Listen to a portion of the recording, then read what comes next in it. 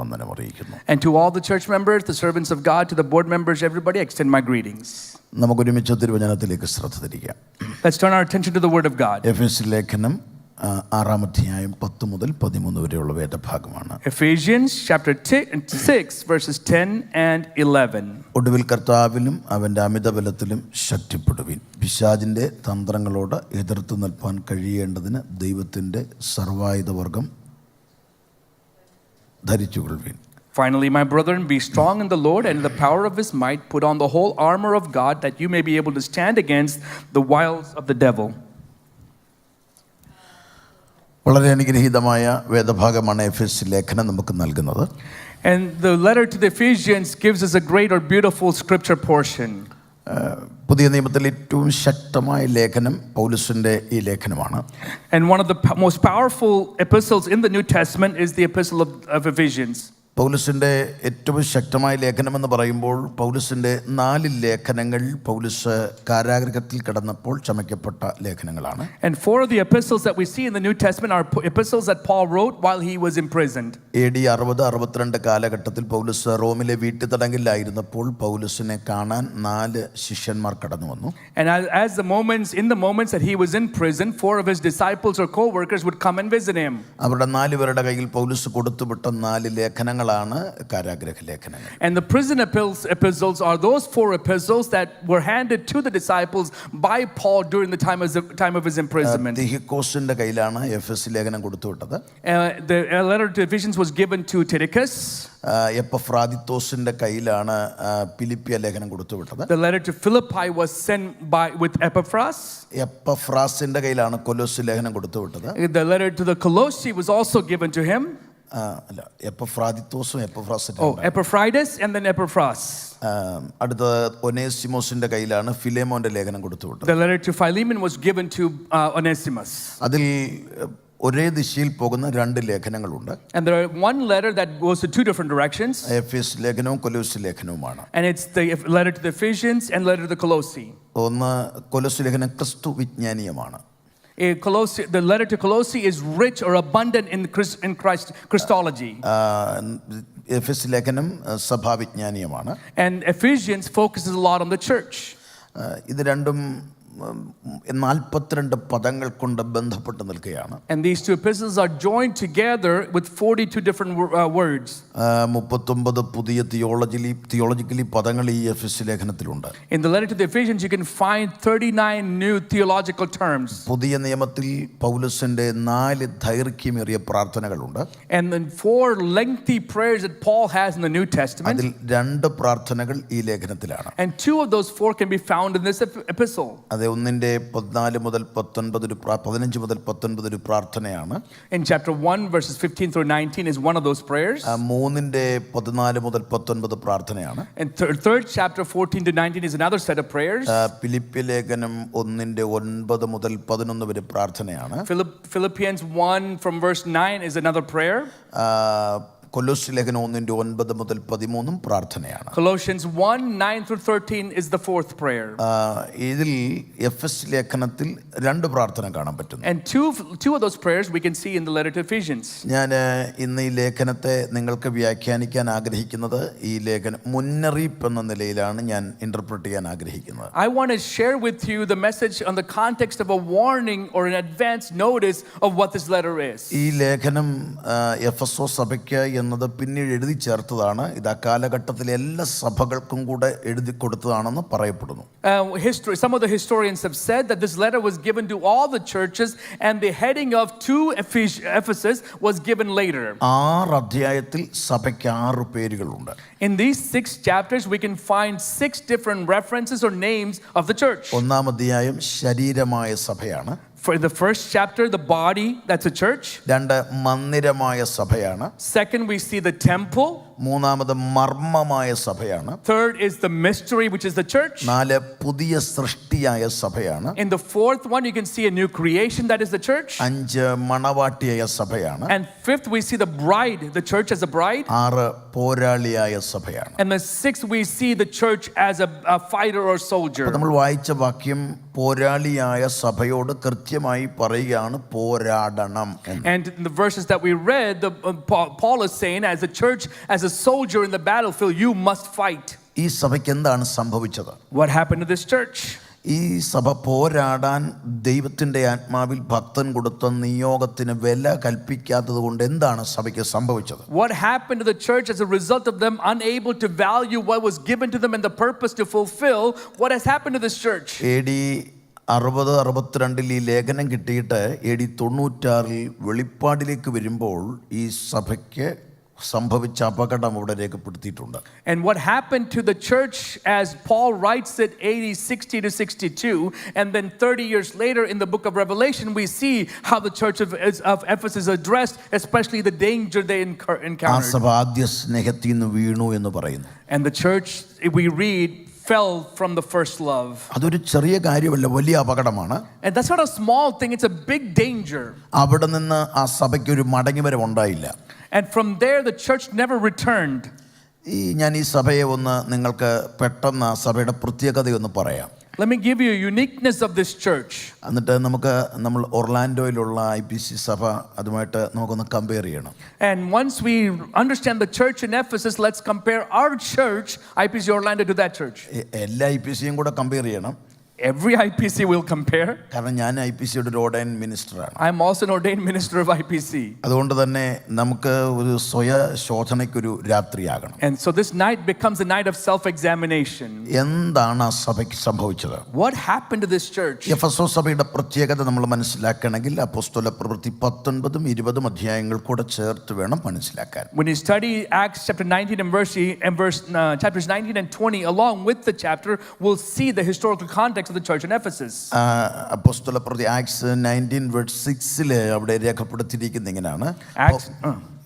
Acts 19:6 it records, പൗലോസ് അവരുടെ മേൽ കൈവച്ചപ്പോൾ അവരെല്ലാം പരിശുദ്ധാത്മാവ് നിറഞ്ഞു, അന്യഭാഷകളിൽ സംസാരിച്ചു, പ്രവചിക്കുകയും ചെയ്തു. And when Paul had laid hands on them, the Holy Spirit came upon them, and they spoke with tongues and prophesied. അവരെല്ലാവരും അന്യഭാഷ പറയുന്നവരാണ്. Everyone spoke in tongues. Our പ്രവചിക്കുന്നവരാണ്. They prophesied. ഈ ഒരു യോഗ്യത നോക്കിയാൽ നമ്മിൽ എത്ര പേർക്ക് അതുണ്ട്, എത്ര പേര് അതിൽ ആ യോഗ്യത വന്നപ്പോൾ ഇവരോട് കിടപിടിക്കുമെന്ന് നമ്മളൊന്ന് ചിന്തിക്കണം. So now we can compare, when we read that, how many of us could have the same testimony or qualification that all of us speak in tongues and all of us prophesy? നമ്മുടെ ഈ ചോദ്യം ഒന്നും ചോദിക്കാനേ പറ്റില്ല. Now it's difficult to ask these types of questions. എത്ര പേർക്ക് അന്യഭാഷയുണ്ടെന്ന് ചോദിച്ചാൽ കരം കുറവായിരിക്കും ഉയരുന്നത്. If I ask how many people speak in tongues, the hands may be less that goes up. അത് മാത്രമല്ല പ്രവചനം എന്നൊക്കെ പറയുമ്പോഴേക്കും വളരെ കുറച്ച് മാത്രമേ ഉള്ളൂ. And now if I were to go and ask the next question, which is about prophecy, even lesser hands will go up. Ephesus സഭ അഭിഷേകമുള്ള സഭയായിരുന്നു. The church in Ephesus was completely anointed church. ഈ കാലഘട്ടത്തിൽ ആഗോള പെന്തക്കോസ്ത് അഭിഷേകത്തിൽ ഇളവുകൾ ഒരുക്കുകയാണ്. And we see globally in the Pentecostal denominations or churches that anointing is not given that much of importance. ഇത് വലിയ അപകടമാണെന്നാണ് ഞാൻ പറഞ്ഞു വരാൻ പോകുന്നത്. And what I'm telling you is that's a great danger. രണ്ടാമത് ഈ സഭയുടെ പ്രത്യേകത 19:11 and 12 കാണുന്നുണ്ട്. The second uniqueness is what we see Acts 19:11 and 12. അവിടെ ദൈവം പൗലോസ് മുഖാന്തരം അസാധാരണമായ വീര്യപ്രവർത്തികളെ ചെയ്യിക്കുന്നു. മാത്രമല്ല അവരുടെ മെയ്മേൽ നിന്ന് റൂമാല് ഉത്തരീയം കൊണ്ടിടുമ്പം തന്നെ രോഗികൾ സൗഖ്യമാകുകയാണ്. And we see there through Paul, God is doing unusual miracles, even to the point where their handkerchiefs and aprons are placed on people and they were getting healed. അവർ ഏറ്റവും വലിയ അത്ഭുതങ്ങൾ കണ്ടവരാണ്. So the church has seen great miracles. സാധാരണ അത്ഭുതങ്ങൾ കണ്ടവരല്ല. It's not ordinary miracles. പൗലോസിന്റെ റൂമാല് ഉത്തരീയം ഇടുമ്പോൾ തന്നെ അത്ഭുതങ്ങൾ കണ്ടവരാണ്. And they saw miracles taking place with the handkerchiefs and aprons that Paul had. നമ്മുടെ ഇടയിൽ എത്രത്തോളം അസാധാരണ അത്ഭുതം ഉണ്ടെന്നൊക്കെ ചോദിച്ചാൽ നമ്മൾ പറയുന്നത് അപ്പച്ചന്റെ കാലത്തെ കാര്യമാണ്. If I were to ask how many unusual miracles or signs have you seen, we'll go back to our grandfather's time and say what took place then. ഞങ്ങൾ ഉപദേശിമാരൊക്കെ ഇങ്ങനെ കൺവെൻഷനൊക്കെ വരുമ്പോൾ പറയാം, അപ്പച്ചൻ പണ്ട് പാമ്പ് കടിച്ച ആളുടെ അന്യഭാഷ പറഞ്ഞപ്പം പാമ്പും വിഷം ഇറക്കിയ കാര്യം. And we talk about, as pastors, we talk about this when someone was bitten by a snake, our grandfather who was a pastor would pray and speak in tongues and the poison would leave the body. അത് കഴിഞ്ഞ് പിന്നെ പാമ്പ് കടിച്ചവരൊക്കെ മരിച്ചിട്ടേ ഉള്ളൂ. And since then, everybody who's been snake bit have died. Ephesus സഭയിൽ അസാധാരണ വീര്യപ്രവൃത്തികളായിരുന്നു. And we see mighty works of the Lord in the church of Ephesus. ഇനിയും versus 18 and 19 നിങ്ങൾ ശ്രദ്ധിക്കുക. Same chapter, verses 18 and 19. ഏറ്റവും വലിയ ഉണർവ് കണ്ടവരാണ്. This is a church that saw the greatest revival. അവിടെ തങ്ങളുടെ പ്രവൃത്തികളെ ഏറ്റുപറഞ്ഞ് മന്ത്രവാദ പുസ്തകങ്ങളെ കൂട്ടിയിട്ട് കത്തിക്കുകയായിരുന്നു. And they would confess of their deeds and they would bring all the books of the magicians and the witchcraft and they would burn it.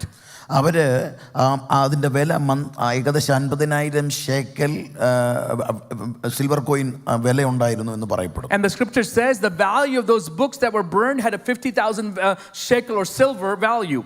അവരത് option ഇട്ടിട്ട് അതെടുത്തിട്ട് mission ചെയ്തില്ല. They didn't take the money of the books, sell it at an auction, take the money and use it for ministry. അവരെ പണത്തേക്കാൾ ദൈവത്തെ സ്നേഹിച്ചവരാണ്. They loved the Lord more than the money. യഥാർത്ഥ ഉണർവ് എന്താണെന്ന് നാം മനസ്സിലാക്കണം. What is the true revival? We should know that. ഉണർവ് ബഹളങ്ങളല്ല. Revival is simply not noise. ഉണർവ് അനുതാപമാണ്.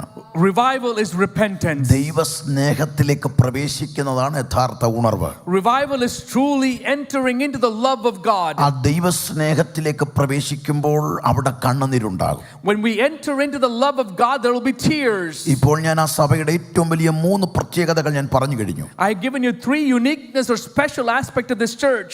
അവർ അഭിഷേകമുള്ള സഭയായിരുന്നു. They were anointed. രണ്ടാമത് ഞാൻ പറഞ്ഞു ഏറ്റവും വലിയ അത്ഭുതങ്ങൾ കണ്ടവരാണ്. Second, they saw the greatest miracles. മാത്രമല്ല ഏറ്റവും വലിയ ഉണർവ് കണ്ടവരാണ്. And thirdly, they saw great revival. 4, ഏറ്റവും കൂടുതൽ വചനം കേട്ടവരാണ്. And fourth, they heard the most in the word of God. Chapter 20 verses 19 and 20 അവിടെ പൗലോസ് പറയുന്നത് ഇങ്ങനെയാണ്: ഞാൻ വളരെ താഴ്മയോടും കണ്ണുനീരോടും യഹൂദന്മാരാൽ എനിക്കുണ്ടായ കഷ്ടങ്ങളോടും കൂടെ ഞാൻ കർത്താവിനെ സേവിച്ചു വന്നു എന്ന് മാത്രമല്ല പ്രയോജനമുള്ളതൊന്നും ഞാൻ മറച്ചു വെക്കാതെ പരസ്യമായും വീടുതോറും നിങ്ങളെ ഉപദേശിക്കുകയും ചെയ്തു.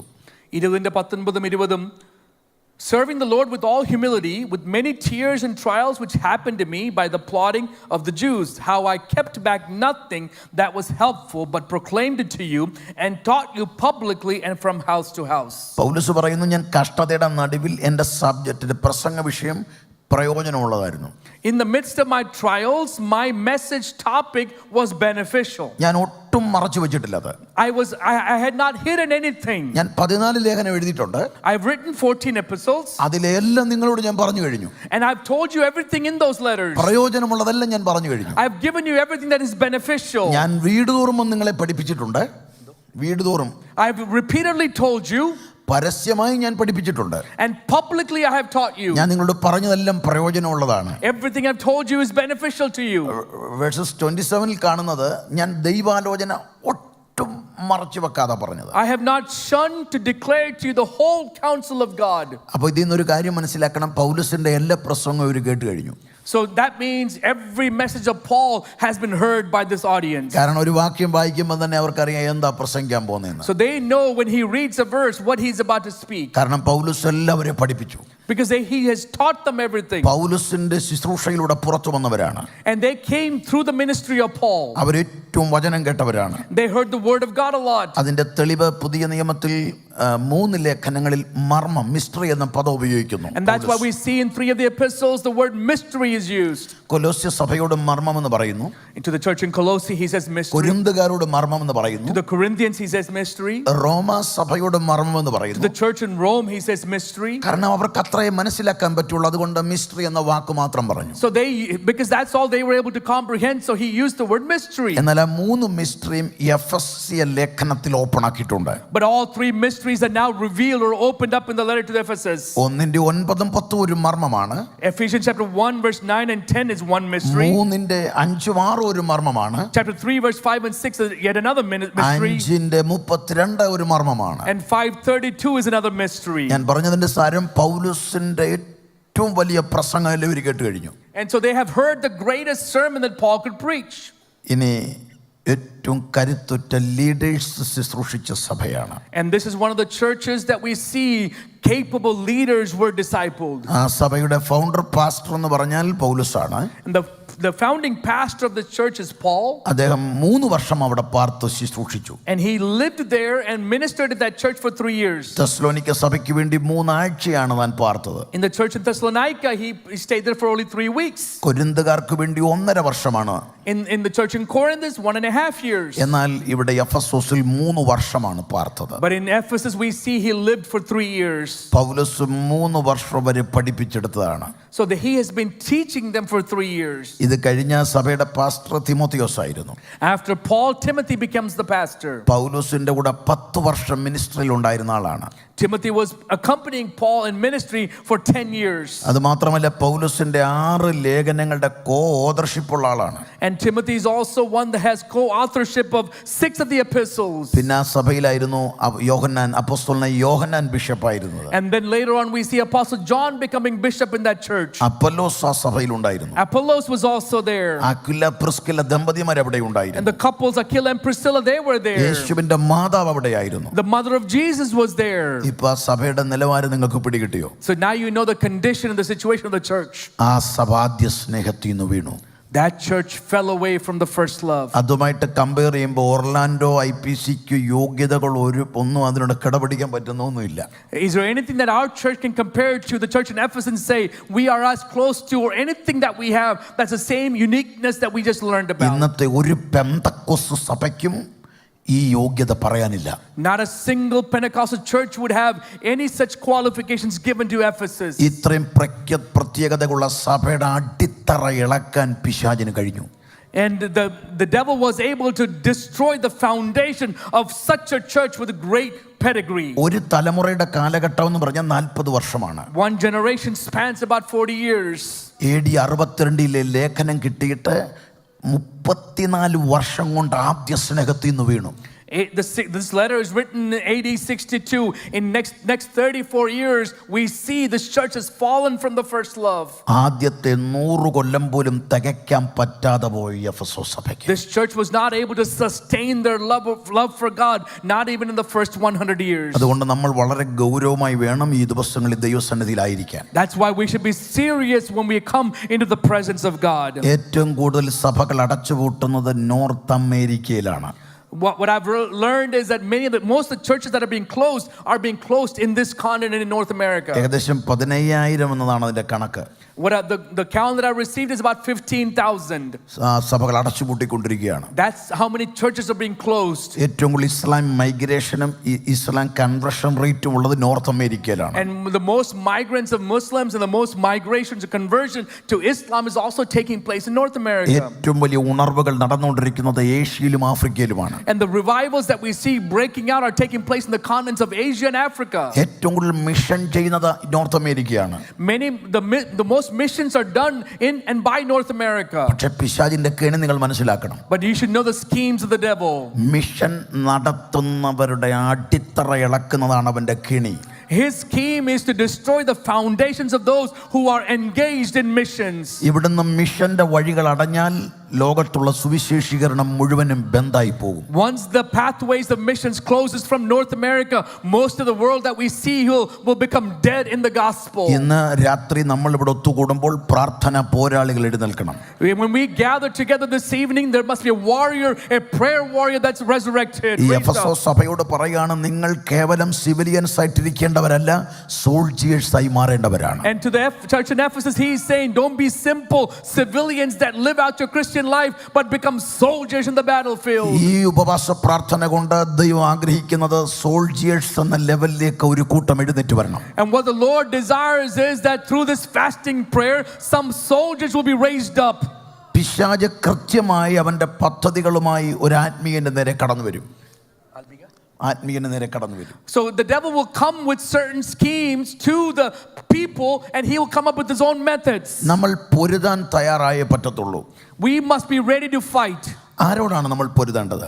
Who should we fight against? പിശാചിന്റെ തന്ത്രങ്ങൾക്ക് നേരെയാണ്. It's against the wiles of the schemes of the devil. ഈ പോരാട്ടം എന്നൊക്കെ പറയുമ്പോൾ നമ്മൾ പൊതുവെ കരുതിയിരിക്കുന്ന ഈ പ്രവാചകന്മാർ പറയുന്ന പോരാട്ടമാണ് നമ്മുടെ മനസ്സിൽ ഓടി വരുന്നത്. What comes to us when we think about battles or fights is what the prophets often prophesy about. ജോലിയെ തടയുന്നു, നന്മ തടയുന്നു, വിദേശയാത്ര തടയുന്നു, ഇങ്ങനെയുള്ളതാണ് നമ്മുടെ മനസ്സിൽ കിടക്കുന്നത്. The fights of the battles are your income, your source of income, your work, your travel to some other country. These kind of things are being blocked. ഞാൻ spiritual warfare in end time എന്ന വിഷയത്തെ ഇന്ന് രാത്രി, നാളെ രാത്രി, മറ്റന്നാൾ രാത്രിയും കൂടെ നിങ്ങളോട് പറയാനാണ് ഞാൻ ശ്രമിക്കുന്നത്. My desire is to share with you what spiritual battle and warfare is for the next couple of nights.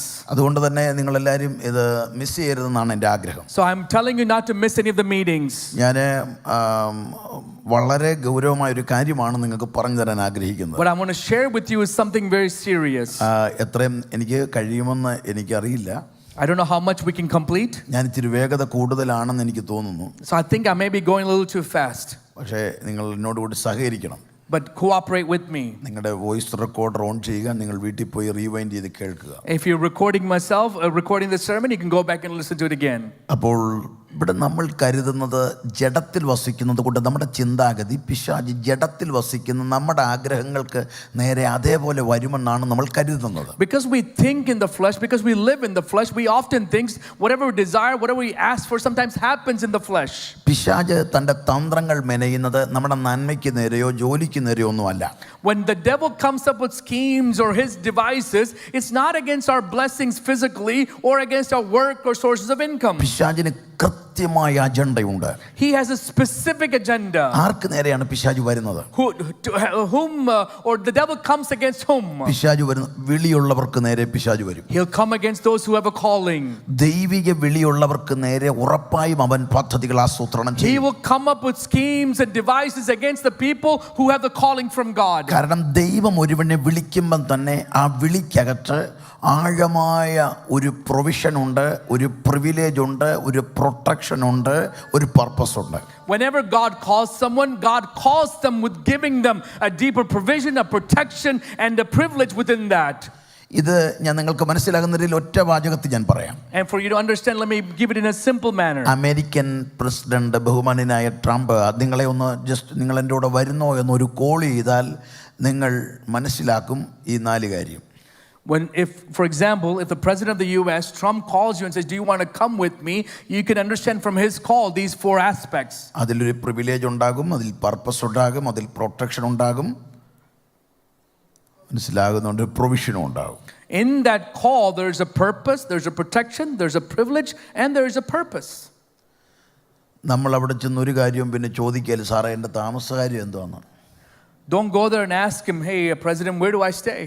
സാറേ എനിക്ക് ശമ്പളം വല്ലതും തരുമോ? Will you give me a salary? സാറേ എനിക്ക് താമസിക്കാൻ സ്ഥലമുണ്ടോ? Is there a place for me to live?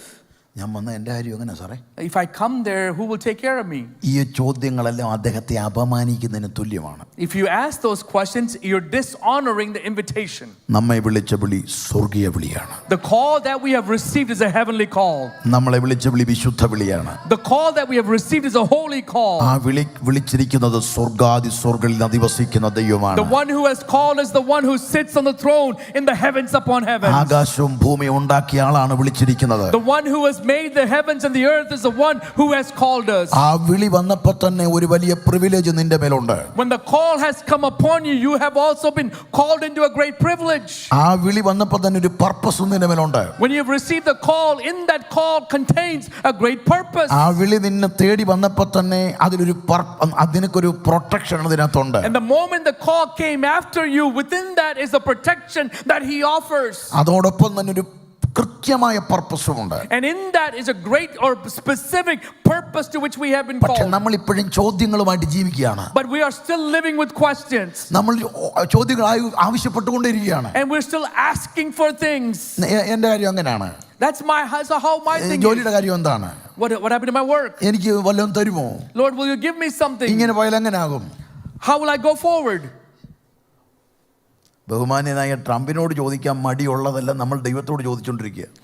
Whatever we are hesitant to ask Trump for, but we keep asking God for those things.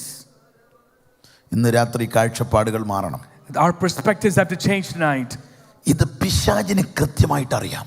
The devil knows this scheme specifically. ദൈവം ഒരാളെ വിളിക്കണമെങ്കിൽ ഈ 4 കാര്യം അതിന്റെ മറവിലുണ്ടാകും. When God calls someone, these 4 things are included in that call. അത് അസാധാരണമായതായിരിക്കും. And it's going to be unusual. അതോടുകൂടി പിശാചിന്റെ ലക്ഷ്യം ഒരിക്കലും ആ വിളിയിൽ അവൻ തുടരരുത്. And the devil then decides that no one should continue in the call they have received. അതിനുവേണ്ടി അവൻ ചെയ്യുന്നത് ആ കണക്ഷൻ കട്ട് ചെയ്യുക എന്നതാണ്. And then now he tries to destroy or sever the connection between you and your calling. അതാണ് പിശാചിന്റെ ഏറ്റവും വലിയ കെണി. That's his biggest trap. 2, നമ്മെ ആ വിളിയിലേക്ക് നിലനിർത്തുന്നത് അഭിഷേകമാണ്. The second thing is the anointing that we receive that sustains us in our calling. ഒരിക്കലും അഭിഷേകം പ്രാപിക്കരുത്. Don't just receive anointing. അഭിഷേകമില്ലാത്ത ആളെ നിയന്ത്രിക്കുന്നത് പിശാചായിരിക്കും. If you're not anointed, the devil is the one who controls you. നമ്മൾ മനുഷ്യൻ ട്രൈക്കോട്ടമിക്കാണ്. We are trichotomy beings. നമ്മുടെ body ഈ ലോകവുമായി ബന്ധപ്പെടുന്നു. This body is related to this world. നമ്മുടെ ആത്മീക മനുഷ്യൻ ദൈവവുമായി ബന്ധപ്പെടുന്നു. The spiritual man is connected to God. നമ്മുടെ ജഡത്തിൽ പിശാചിന് സ്വാധീനമുണ്ട്. In our body, the devil has an influence. പരിശുദ്ധാത്മാവ് നമ്മുടെ അകത്തെ മനുഷ്യനിൽ ബന്ധപ്പെട്ടുകൊണ്ടിരിക്കുന്നു. The Holy Spirit is now interacting with the man inside. നമ്മുടെ സോൾ എന്ന് പറയുന്നത് ഇതിൽ ആരുടെ കൂടെ നിൽക്കുന്നോ അതിൽ നമ്മൾ കരുത്തരാകും. And where the third being of the trichotomy is the soul, wherever the soul aligns with, that's how you stand. അതുകൊണ്ട് തന്നെ ജഡത്തിൽ കൂടെ വരുന്നതെല്ലാം സാത്താന്റെ സ്വാധീനമായിരിക്കും. So whatever comes to the flesh is because of the influence of the devil. അഭിഷേകം പ്രാപിക്കാത്ത പരിശുദ്ധാത്മാവിന്റെ ഇടപെടൽ ഉണ്ടാകുകയില്ല.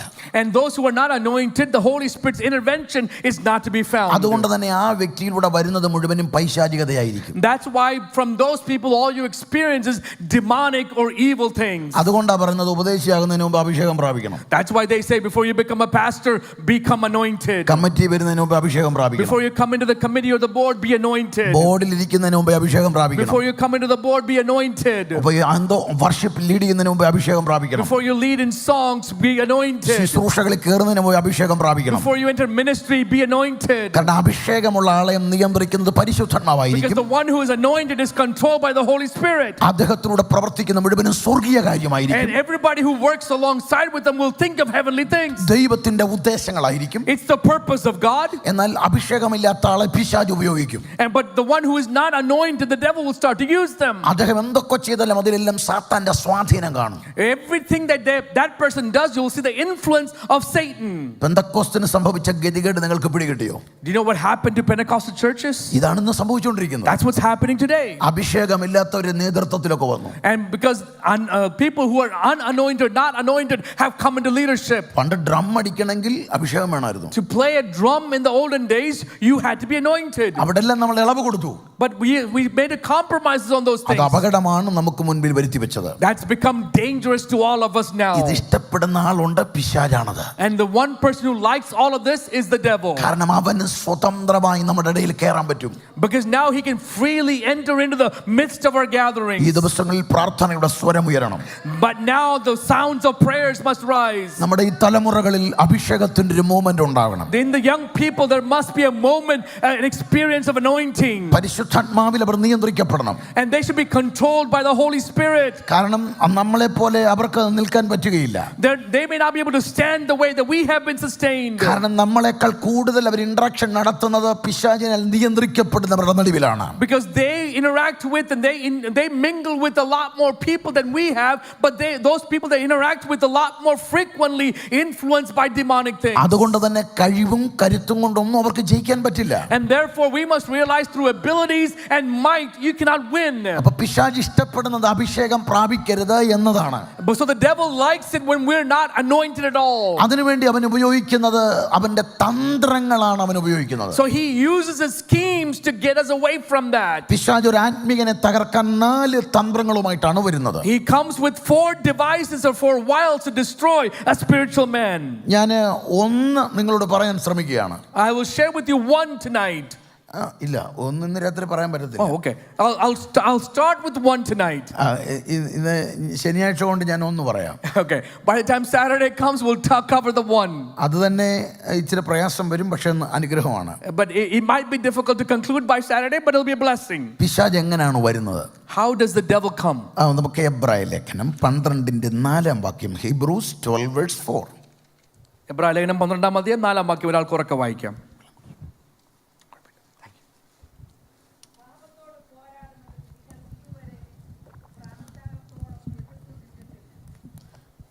You have not resisted to bloodshed, striving against sin.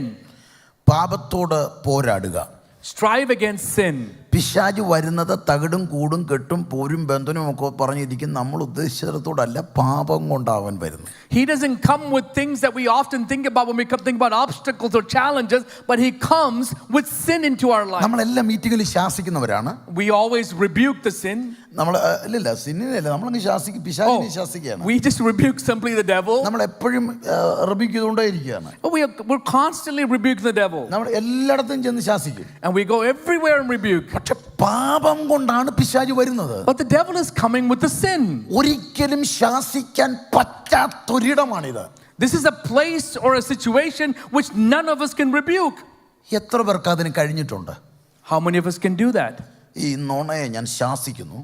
I curse, rebuke this lie. ഞാൻ ഈ പോണോഗ്രാഫിയെ ഞാൻ ശാസിക്കുകയാണ്. I rebuke this pornography. ഇങ്ങനൊന്നും ആരും പറ്റുന്നില്ല. You can't do that thing. നമ്മൾ ശാസിക്കുന്ന മുഴുവനും ജോലിയെ തടയുന്ന കെട്ടഴിയട്ടെ. What we rebuke is let the obstacles against my work be destroyed. സാമ്പത്തികത്തെ തടയുന്നതിനെ അഴിക്കുന്നു. Every obstacle against my financial blessing, let it be destroyed. രോഗങ്ങളെ അഴിക്കുകയാണ്. Let the diseases be rebuked. പക്ഷെ പാപത്തെ എന്തുകൊണ്ട് ശാസിക്കാൻ പറ്റുന്നില്ല? But how is it that we're unable to rebuke sin? ഇത് പിശാചിന്റെ വലിയൊരു തന്ത്രമാണിത്. It's a great scheme of the devil. ഇവിടെ എബ്രായ സഭയെ തകർത്ത് കളഞ്ഞൊരു വിഷയമാണ് ഇവിടെ പറയുന്നത്. This is what has destroyed the church of Hebrews. ഈ എബ്രായ സഭയെ തകർക്കാനുള്ള കാരണം പറയുന്നു, പാപത്തോട് നിങ്ങൾ പോരാടിയില്ല. Because you have not resisted sin that has destroyed you. എപ്പോൾ വരെയാണ് പാപത്തോട് പോരാടേണ്ടത്? How long should we fight against sin? മരിച്ചു വീഴുന്നത് വരെ പൊരുതിക്കണം. Until we breathe our last breath, we should strive against sin. പാപം ചെയ്യരുത്. Don't do sin. എപ്പോൾ വരെ പൊരുതണം? How long should we fight? നിങ്ങൾ മരിച്ചു വീഴുന്ന സമയം വരെ പൊരുതണം. Until you fall, die and fall. Until that moment, you should strive against sin. എന്തുകൊണ്ടാണ് ഇത്രയും ഗൗരവമായിട്ട് ഈ പദം പറഞ്ഞിരിക്കുന്നത്? Why is it that this seriousness is given to this word? പാപം പിശാചിന് ഇടം കൊടുക്കുന്നതാണ്. Because sin gives an opportunity to the devil. അവന് കേറി വരാനുള്ള ഏക വഴി പാപമാണ്. And the only way he can enter into us or to our life is through a sin. നമ്മൾ അഭിഷേകത്തിലൊക്കെ നിൽക്കുന്നുണ്ട്, പക്ഷെ പാപം ചെയ്യുന്നുണ്ട്.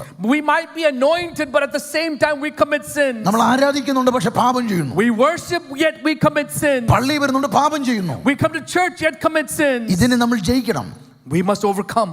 ഇല്ലെങ്കിൽ എന്ത് സംഭവിക്കും? If not, what would happen? പാപം 5 നഷ്ടം വരുത്തും. The sin brings about 5 different losses. ഞാൻ ഒന്ന് ഇപ്പൊ പറയാം. I'll tell you one tonight.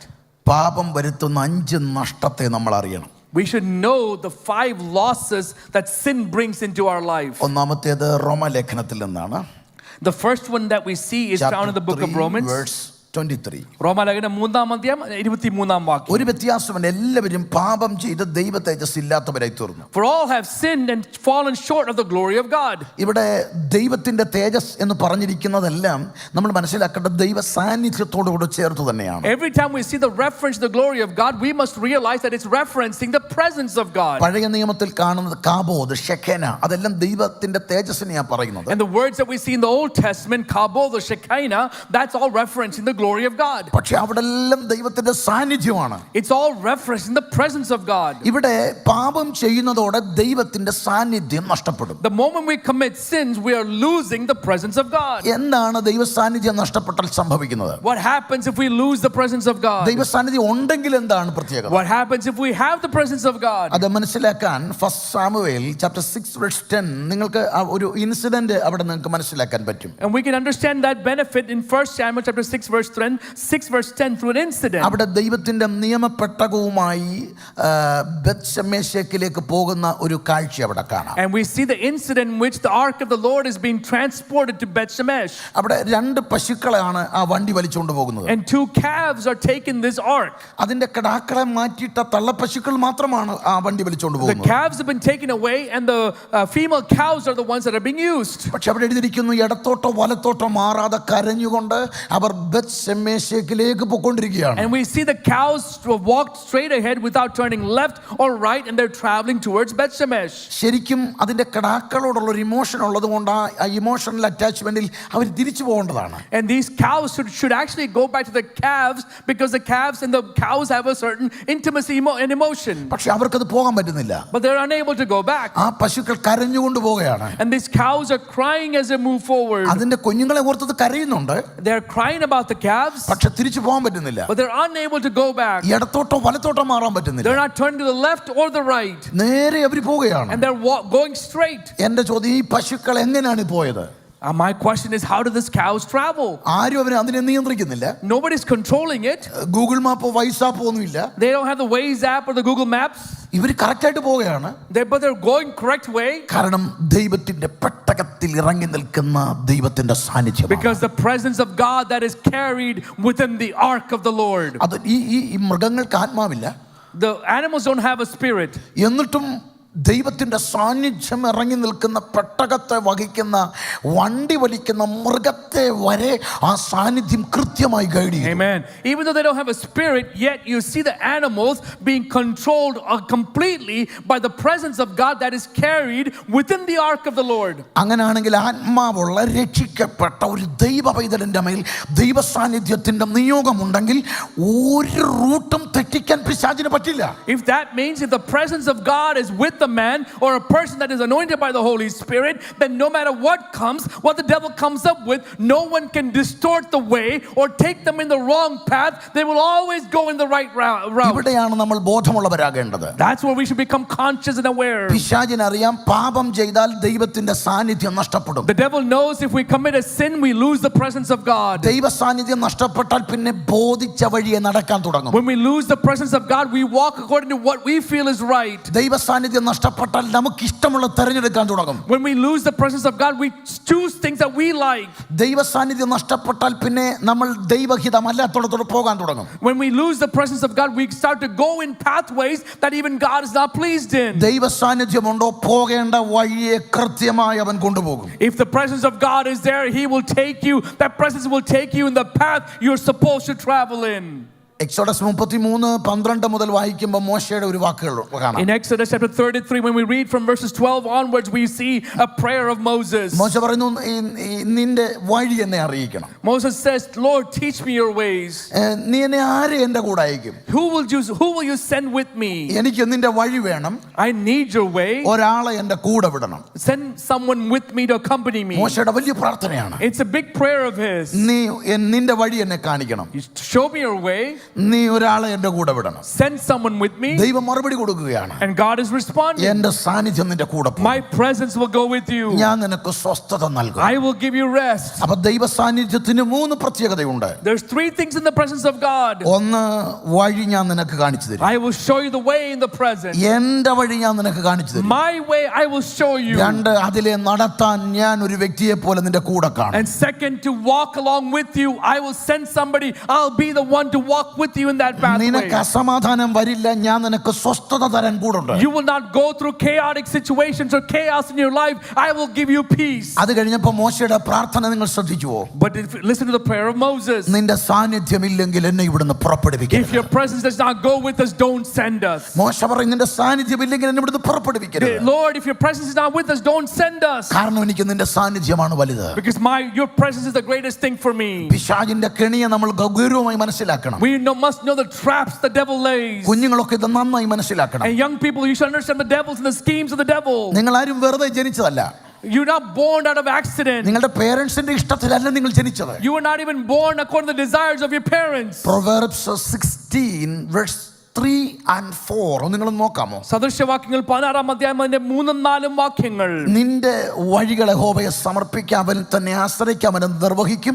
അടുത്തത്, ഈ യഹോവ സകലത്തെയും തൻ്റെ ഉദ്ദേശത്തിനായി ഉണ്ടാക്കി അനർത്ഥ ദിവസത്തിന് വേണ്ടി ദുഷ്ടനെയും കൂടെ. Commit your works to the Lord and your thoughts will be established. The Lord has made all for himself. Yes, even the wicked for the day of doom. ഇവിടെ കൃത്യമായി ദൈവത്തിന്റെ പദ്ധതി മനസ്സിലാക്കുക. Here we see clearly the purpose of God. എല്ലാവരും ദൈവത്തിന്റെ ഉദ്ദേശപ്രകാരം ശപിക്കപ്പെട്ടവരാണ്. Everybody's been made by the purpose of God. അടുത്തിരിക്കുന്ന ആൾക്കൊന്ന് പറഞ്ഞു കൊടുക്കാമോ അത്? If you can shake somebody's hand and say yes. ഞാൻ ദൈവത്തിന്റെ ഉദ്ദേശപ്രകാരമാണ് ശപിക്കപ്പെട്ടത്. I have been made and created by the purpose of God. എന്നെക്കുറിച്ച് ദൈവത്തിന്റെ പദ്ധതിയുണ്ട്. My God has a purpose about me. അവിടെ അതിന്റെ ആഴം നിങ്ങൾ മനസ്സിലാക്കണം. Do you understand the depth of that? അവിടെ പറയുന്നുണ്ടോ അനർത്ഥ ദിവസത്തിന് വേണ്ടി പിശാചിനെ കുറിച്ചും. And he who said even for the day of doom the wicked has been created. അതായത് പിശാചിനെ കുറിച്ചും കർത്താവിന് കൃത്യമായ ഒരു പ്ലാൻ ഉണ്ട്. In other words, even for the devil God has a specific purpose. കാരണം നരകം ഉണ്ടാക്കിയത് സാത്താന് വേണ്ടിയാണ്. Because the hell was made for Satan. സാത്താന് വേണ്ടി നരകം വരെ തയ്യാറാക്കിയെങ്കിൽ രക്ഷിക്കപ്പെട്ട നിനക്ക് വേണ്ടിയുള്ള ദൈവത്തിന്റെ പ്ലാൻ എത്ര വലുതായിരിക്കും. If God was creative enough to make hell for the devil, how much more as redeemed children of God what God has prepared for us. ഒരുപക്ഷെ നിങ്ങൾക്ക് വലിയ കഴിവ് കാണത്തില്ല. Maybe we're not that able. വലിയ IQ ലെവലൊന്നും കാണത്തില്ല. Maybe our intelligence is not that high. വലിയ ആരോഗ്യമൊന്നും കാണത്തില്ല. Maybe we're not that strong. എന്നാൽ സ്കിൻ ഒന്നും വലിയ ബ്രൈറ്റ് ആയിരിക്കത്തില്ല. Maybe we're not very fair skinned. പക്ഷെ നീ നിന്നോട് തന്നെ പ്രവചിക്കേണ്ടത് എന്താണെന്നറിയാമോ? But you know what, we should prophesy to ourselves. എൻ്റെ മേൽ ദൈവത്തിന് ഒരു പദ്ധതിയുണ്ട്. My God has a plan for me. എൻ്റെ മേൽ ദൈവത്തിന് ഒരു പദ്ധതിയുണ്ട്. My God has a plan for ആ me. പദ്ധതിയിലേക്ക് എത്താൻ ദൈവത്തിന്റെ സാന്നിധ്യം കൂടിയേ മതിയാകുള്ളൂ. And for me to reach the fulfillment of that purpose, the presence of God must be with me. നാളെയുടെ ചരിത്രം നിങ്ങളെ കൊണ്ട് എഴുതാൻ ദൈവം ആഗ്രഹിക്കുന്നു. And tomorrow's history God wants to write it through you. നിങ്ങളുടെ പശ്ചാത്തലം ഒന്നും ദൈവത്തിന് വിഷയമല്ല. Your context or background is not important to God. ലോകത്തെ ഏറ്റവും വലിയ പാസ്റ്റർ, ഏറ്റവും വലിയ ലീഡർ ഉണ്ടായത് അടിമക്കുടിലാണ്. The greatest leader the world has seen was formed in a slave situation. അതുകൊണ്ട് തന്നെ ജനിച്ചതോ വളർന്നതോ അല്ല ദൈവിക പദ്ധതിയുടെ അളവ് നിശ്ചയിക്കുന്നത്. It's not where you were born or your background or pedigree that determines the purpose and the value God has placed. 3 കോണ്ടിനെന്റിനെ ഇളക്കി മറിച്ച പൗലോസ് കാലുകൊണ്ട് ശരീരം കൊണ്ട് ഏറ്റവും വൈകല്യമുള്ള ആളാണ്. And the person who conquered and influenced 3 continents with his feet, with his body, he suffered a lot, maybe was even disfigured. നിങ്ങളുടെ ശാരീരിക അവസ്ഥ ദൈവ പ്രവൃത്തിക്ക് തടസ്സമല്ല. Your physical incapabilities or situations are not a problem to fulfill the God's purpose in your life. ദൈവ സാന്നിധ്യമാണ് വലുത്. The presence of God is the greater thing. പാപത്തെ നമ്മൾ ജയിക്കണം. But we must overcome sin. പാപത്തിന് ഇടം കൊടുക്കരുത്. Don't give an opportunity to sin. ഇന്ന് നമുക്ക് അതിനെ ജയിക്കാൻ ഒരു കൃപയാ വേണ്ടത്. What we need is a grace to overcome sin. നമ്മൾ അതിനെ ഇന്ന് ജയിക്കാൻ ദൈവസന്നിധി സമർപ്പിക്കുക. We must surrender so we may overcome and be victorious over sin. എല്ലാ കണ്ണുകളും അടച്ച് പ്രാർത്ഥിക്കട്ടെ. Every eye closed. ഒന്ന് പ്രാർത്ഥിക്കാൻ പറ്റുമോ? Every eye closed this evening. സമർപ്പിക്കാൻ പറ്റുമോ? Can you surrender this evening? ഒന്ന് പ്രാർത്ഥിക്കാൻ പറ്റുമോ? Can you pray this evening? കർത്താവേ, എനിക്ക് ഇതിൽ ജയം വേണം. Lord, I need a victory over this. ദൈവ സാന്നിധ്യം നഷ്ടപ്പെടുത്തുന്ന പാപത്തെ ജയിക്കണം എനിക്ക്. I want to overcome the sin that often makes me lose the presence of God. കർത്താവേ, എനിക്ക് ഇതിനെ ജയിക്കാൻ ഒരു കൃപ എനിക്ക് വേണം. Lord, give me the grace to be victorious. കർത്താവേ, എനിക്ക് അതിനെ ജയിക്കാൻ ഒരു അഭിഷേകം വേണം. I need the anointing to overcome. എന്നിൽ നിന്ന് ദൈവ സാന്നിധ്യം നഷ്ടപ്പെടുത്തുന്നതൊന്നും ഇനി എന്നിൽ ഉണ്ടാകരുത്. Lord, nothing that makes me lose the presence of God should be prevalent in my life anymore. ദൈവ സാന്നിധ്യം നഷ്ടപ്പെടുത്തുന്ന ഒരു സൗഹൃദങ്ങളും എനിക്കിനി വേണ്ട. I don't want any friendships that take away or make me lose the presence of God. ദൈവ സാന്നിധ്യം നഷ്ടപ്പെടുത്തുന്ന ഒരു ബന്ധത്തിലേക്ക് ഇനി ഞാൻ പോകത്തില്ല. I will not go into any purpose that makes me lose the presence of God. ഇന്ന് രാത്രി ഏൽപ്പിച്ചു കൊടുക്കാൻ പറ്റുമോ? How many of you are willing to surrender സമർപ്പിക്കാൻ tonight? പറ്റുമോ പ്രിയപ്പെട്ടവരെ? Surrender and submit tonight. ഇന്ന് രാത്രി പരിശുദ്ധാത്മാവ് ഇടപെടുകയാണ്. And the Holy Spirit is ministering to us. വ്യക്തിപരമായി ദൈവാത്മാവ് ഇടപെടുന്നുണ്ട്. And the Holy Spirit is specifically individually ministering to us. ഇന്ന് രാത്രി പ്രാർത്ഥിക്കുന്നവരുടെ മേൽ ഒരു കൃപയുടെ പുതപ്പ് വീഴുന്നുണ്ട്. And the mantle of grace is being given to those who are praying and submitting tonight. ചില കുഞ്ഞുങ്ങളെ പരിശുദ്ധാത്മാവ് തൊടുന്നുണ്ട്. And the Holy Spirit is touching some young people tonight. വലിയ വിളിയുള്ളതാണ്. Some of you have a great വലിയ വാഗ്ദത്തമുള്ള തലമുറകളാണ്. a generation with a great promise. ഇന്ന് രാത്രി ദൈവ സാന്നിധ്യം നിങ്ങളുടെ കൂടെ വരാൻ പോകുകയാണ്. And the presence of God is about to accompany you. നിങ്ങൾക്കൊരു വഴിത്തിരിവ് ദൈവം തരാൻ പോകുകയാണ്. And to make a new way for you. നിങ്ങളെ വഴിതിരിച്ചു വിടാൻ പോകുകയാണ്. To make a detour for you. ഇന്ന് രാത്രി പരിശുദ്ധാത്മാവ് ചില മാതാപിതാക്കളെ തൊടുന്നുണ്ട്. And the parents, the Holy Spirit touching some of you. രാത്രി പരിശുദ്ധാത്മാവ് ഇടപെടുന്നു. The Holy Spirit is ministering to you. ഒരു വലിയ തീരുമാനത്തിലേക്ക് എത്തുക. and to come to a great decision. സമർപ്പിക്കാൻ പറ്റട്ടെ. Let everybody pray and submit themselves. ഇന്ന് രാത്രി പരിശുദ്ധാത്മാവ് ചിലരെ തൊടുന്നുണ്ട്. And the Holy Spirit is ministering to ഒരു some. വലിയ ദൈവിക ഇടപെടൽ ഈ രാത്രി A സംഭവിക്കും. great godly intervention tonight. ചില തലമുറകൾ വിടിവിക്കപ്പെടുകയാണ്. Let some generations be broken. സമർപ്പിക്കുന്നവരുടെ മേൽ കർത്താവിന്റെ കരവിറങ്ങി വരുന്നു. Let the hand of the Lord upon the generations. മോശ പ്രാർത്ഥിച്ചതുപോലെ ഒന്ന് പ്രാർത്ഥിക്കാൻ പറ്റട്ടെ. Can we pray like Moses prayed? നിന്റെ സാന്നിധ്യമില്ലാതെ എന്നെ വിടരുത്. Lord, without your presence, don't let me go. നിന്റെ സാന്നിധ്യമില്ലാതെ എന്നെ ഇവിടെ നിന്ന് വിടരുത്. Lord, don't let me go forward without your ഇനിയുള്ള presence. യാത്ര നിന്റെ സാന്നിധ്യത്തിലാകട്ടെ. Every journey that I have going forward must be in your ഓരോ presence. ചുവടും നിന്റെ സാന്നിധ്യത്തിലാകട്ടെ. Every step that I take must be with your presence. കർത്താവേ, ഇന്ന് രാത്രി എനിക്ക് നിന്റെ സാന്നിധ്യമാണ് വേണ്ടത്. Tonight what we need is your presence. നിന്റെ സാന്നിധ്യമാണ് വേണ്ടത്. Your presence is what we need. അങ്ങനെ ആഗ്രഹിക്കുന്നവരുടെ മേൽ ദൈവത്തിന്റെ കരം ഇറങ്ങി വരുന്നുണ്ട്. Those who desire in that fashion, the hand of the Lord will be upon you. ആ സാന്നിധ്യം അനുഭവിക്കാൻ ഒരുക്കപ്പെടുമ്പോൾ തന്നെ ചില ഇരുളിന്റെ പദ്ധതികൾ ചില തലമുറകളിൽ നിന്ന് അഴിഞ്ഞു മാറുന്നുണ്ട്. And those who desire the presence of God, the forces and the schemes of the darkness are being cast out. ഇന്ന് രാത്രി ആ ദൈവ സാന്നിധ്യത്തിന് വില കൊടുക്കുന്ന മാതാപിതാക്കൾ ഇന്ന് രാത്രി പ്രാർത്ഥിച്ചു തുടങ്ങട്ടെ. നിന്റെ മേലുള്ള സാന്നിധ്യത്തിന്റെ പ്രവൃത്തി നിന്റെ തലമുറ അനുഭവിക്കട്ടെ. Those who value the presence of God, parents, if you value the presence of God, let this be the night that you cry out and ask the Lord to bring about the deliverance that is needed in the generations.